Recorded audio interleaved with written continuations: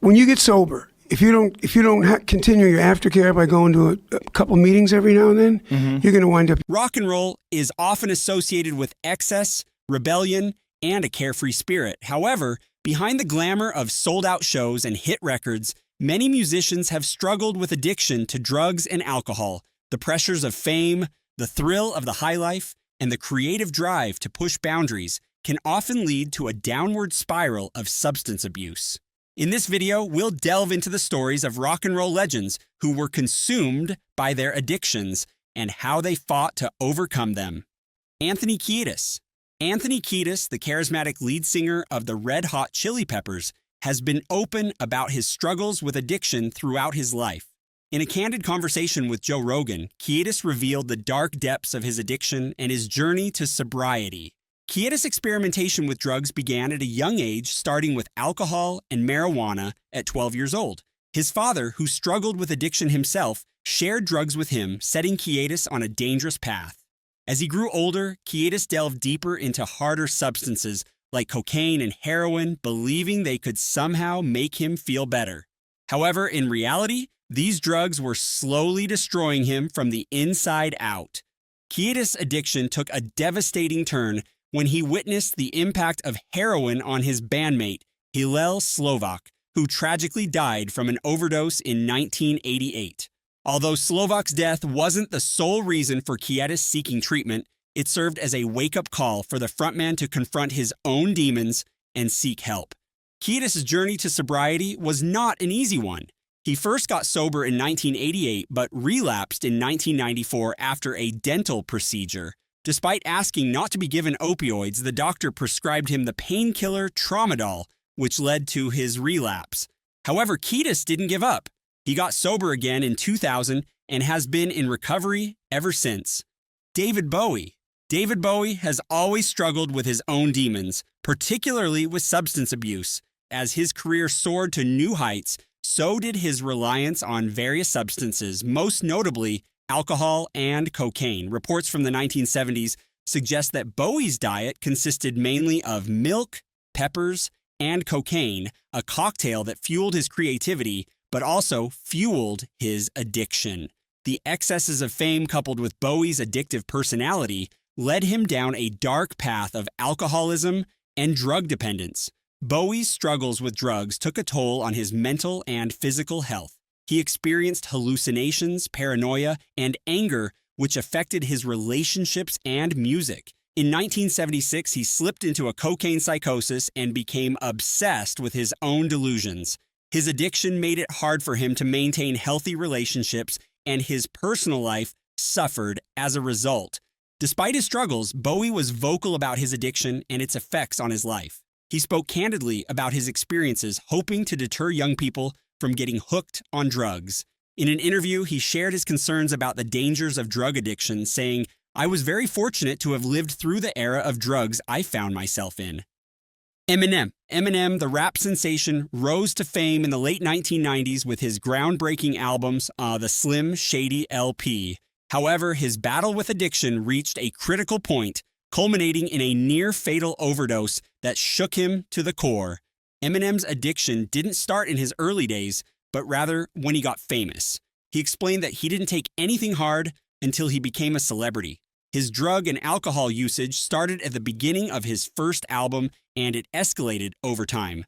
After the death of his friend Proof in 2006, Eminem started taking Ambien before performances, which further fueled his addiction. He recalled taking up to 20 pills a day, including Valium and Ambien. Eminem's struggles with addiction led him to check into rehab in 2005. He admitted that he had 10 drug dealers at one time and was taking 75 to 80 Valiums a night. His addiction was so severe that he didn't know how he was still alive. Despite his struggles, Eminem has been open about his addiction and its effects on his life. He has spoken candidly about his experiences, hoping to deter young people from getting hooked on drugs. In 2009, Eminem released an album called Relapse, which was dedicated to his battles with addiction. He followed it up with Recovery in 2010, which marked his journey towards sobriety. Today, Eminem is proud of his status as a person in recovery. He has celebrated 12 years of sobriety and continues to inspire others who are struggling with addiction. Steven Tyler. Steven Tyler's experimentation with drugs began in the mid-1960s when he was just a teenager. He started smoking marijuana and eventually moved on to alcohol and harder drugs like cocaine, heroin, and LSD. He believed that these substances helped enhance his creativity, but in reality, they were slowly destroying him from the inside out. In the 1970s, heavy drug and alcohol use was prevalent amongst many rock bands, including Aerosmith. Tyler has stated that hardly any bands even knew what being sober meant during that time. The rockstar lifestyle caught up with Tyler, and he made various attempts to get sober. He enrolled himself in a handful of rehabs, attended 12-step meetings, and had a supportive group of friends and family by his side. However, relapse was unfortunately common for Tyler during that period. There were various triggers that led to a relapse, from breaking up with a girlfriend to getting hooked on prescription pain medication after a surgery. In the 1980s, Tyler's bandmates staged an intervention, and he checked into rehab. He managed to stay sober for over a decade, but eventually relapsed. It took him 4 attempts to finally achieve significant sobriety. Tyler has spoken candidly about his struggles with addiction, saying that he didn't think there were any bands that even knew what sober was.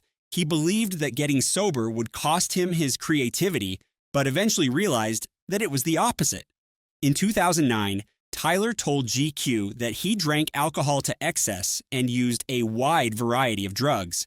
He also believed that his substance use helped enhance his creativity, but eventually realized that it was a lie. Nikki Sixx. As the only member to remain throughout the band's entire history, Sixx's infamous tales of drinking and drugging are well documented. However, behind the scenes, Sixx was struggling with a deadly addiction that nearly took his life. Growing up, Sixx's family life was unstable, and he was raised by his grandparents. Despite the challenges, he learned the importance of hard work and dedication from his grandfather, which he applied to his music career.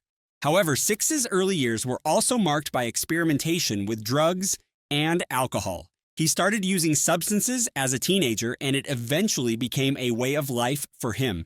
As Motley Crue's popularity soared, so did Sixx's addiction. He would often use drugs and alcohol to cope with the pressures of fame and to fuel his creativity. The partying and excess became a part of the band's image, but behind the scenes, Sixx was struggling to keep up with his addiction. He overdosed on heroin multiple times in the 80s, most famously on December 23, 1987, when he was declared clinically dead for 2 minutes before being revived. It's a miracle that Sixx is still alive today. However, his journey to sobriety was not an easy one. He struggled to give up on alcohol and drugs, and it took multiple attempts to finally get clean. But in 2002, Sixx made a commitment to himself to get sober, and he has been clean for nearly 20 years now.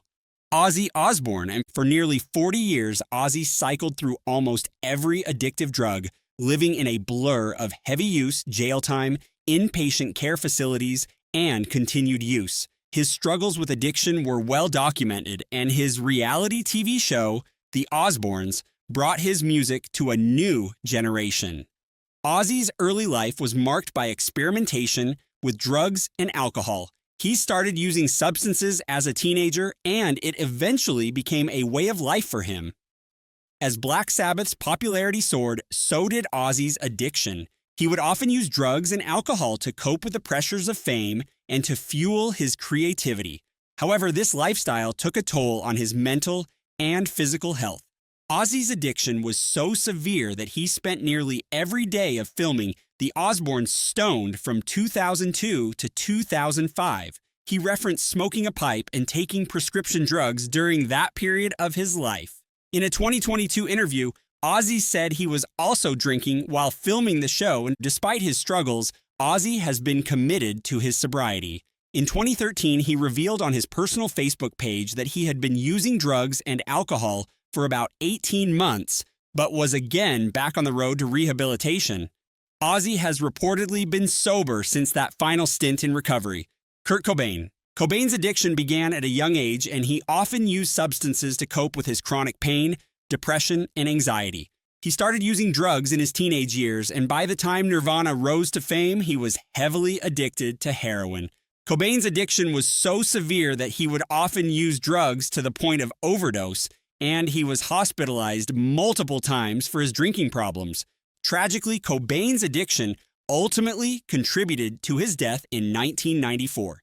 He was just 27 years old when he took his own life, leaving behind a legacy of music that continues to inspire and influence generations of fans.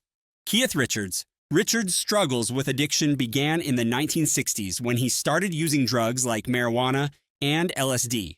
He eventually moved on to harder substances like heroin and cocaine, which became a significant part of his life. Richards has said that he thought he could control his addiction, but it ultimately controlled him. Despite his struggles, Richards has been open about his addiction and its effects on his life. He has spoken candidly about the dangers of drug use and the importance of seeking help. In his memoir, Life, Richards shares his experiences with addiction, including the numerous times he overdosed and the impact it had on his relationships and music. Richards' journey toward sobriety was not easy. He had multiple false starts and relapses, but he eventually realized that he needed to make a change. He quit smoking in 2019 and has significantly reduced his drinking. Richards has said that he still enjoys a drink occasionally, but he no longer drinks to excess. Mike McCready. Mike McCready, the legendary lead guitarist of Pearl Jam, has been a household name in the music industry for decades. As a founding member of one of the most iconic bands of the 90s, McCready has lived a life of rock and roll excess. But behind the scenes, he has struggled with a darker demon, addiction. McCready's struggles with substance abuse began in the early days of Pearl Jam, when the pressures of fame and the grueling tour schedule took a toll on his mental and physical health. He turned to drugs and alcohol as a way to cope, but soon found himself trapped in a vicious cycle of addiction. His bandmates, including Stone Gossard, would often describe him as a pretty awful drunk who would get out of control consistently. The first bout of addiction hit McCready during the production of Pearl Jam's 1994 album, Vitalogy. He was fighting a losing battle against drug and alcohol addiction, and it was taking a toll on his relationships with his bandmates and his music. The album, despite its critical acclaim, was a difficult time for McCready, who was struggling to come to terms with his addiction. But McCready was determined to turn his life around. In 1995, he checked into rehab, where he met bassist John Baker Saunders. This marked a significant turning point in McCready's life as he began to focus on his music and his recovery. The two musicians would later form the band Mad Season, a side project that allowed McCready to explore new musical styles and express his struggles with addiction through his music. However, McCready's struggles with addiction were far from over. During the sessions for Pearl Jam's 2000 album, Binaural, McCready relapsed and his addiction took a toll on his relationships with his bandmates and his music. It was a difficult time for the band, but McCready was determined to get his life back on track. Lou Gramm. As one of the most recognizable voices in rock music, Gramm has sold millions of records and performed to sold-out crowds around the world. But his journey to success was not without its challenges. Gramm's struggles with drug and alcohol addiction began during his time with Foreigner, which he co-founded in 1976. The band's success was meteoric, with hits like Jukebox Hero and Waiting for a Girl Like You dominating the airwaves. But as the band's popularity grew, so did Gramm's addiction. He would often turn to drugs and alcohol to cope with the pressures of fame and the grueling tour schedule. Gramm's addiction took a toll on his relationships, including his partnership with Foreigner's guitarist Mick Jones. The two musicians had a strained relationship, with Gramm's addiction often causing tension within the band. Despite his struggles, Gramm continued to perform and record with Foreigner, but his addiction was taking a toll on his health. In his mid-40s, Gramm received a devastating diagnosis. He had an inoperable brain tumor. The news was a wake-up call for Gramm, who realized that he had to make a change. He underwent treatment and began to focus on his recovery, both from his addiction and his health issues. Gramm's journey toward sobriety was not easy, but he was determined to overcome his addiction. He continued to perform and record music, both with Foreigner and as a solo artist. His music became a reflection of his struggles and his journey towards recovery, with lyrics that spoke to his experiences with addiction.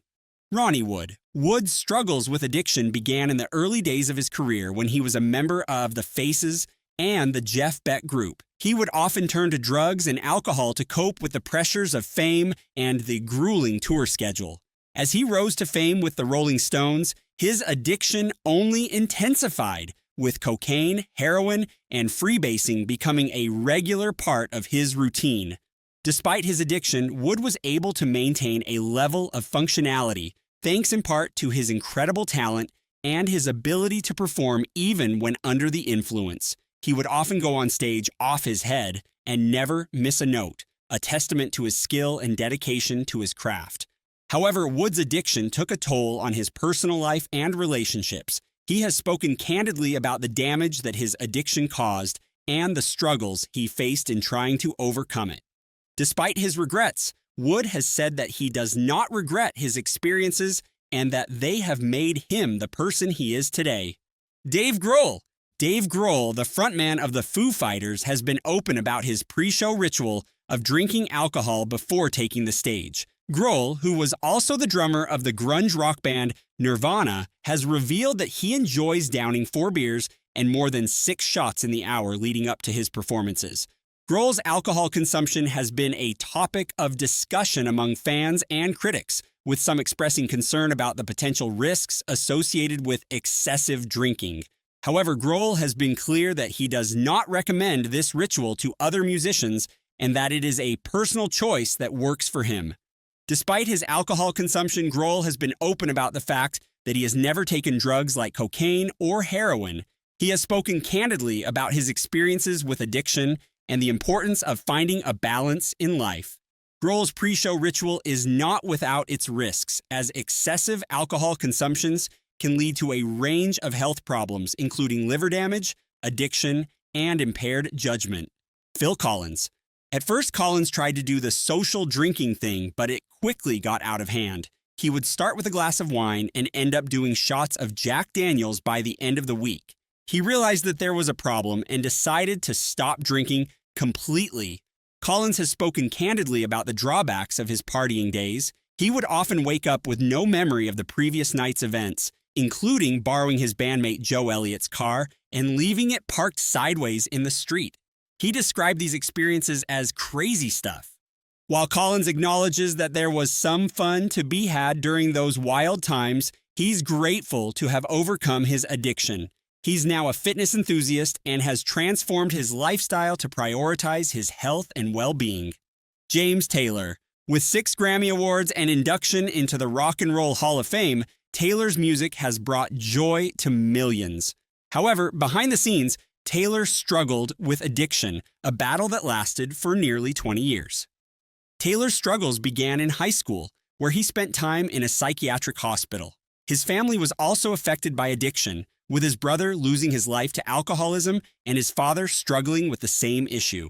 It was during this tumultuous time that Taylor was introduced to heroin by a friend, Joel O'Brien.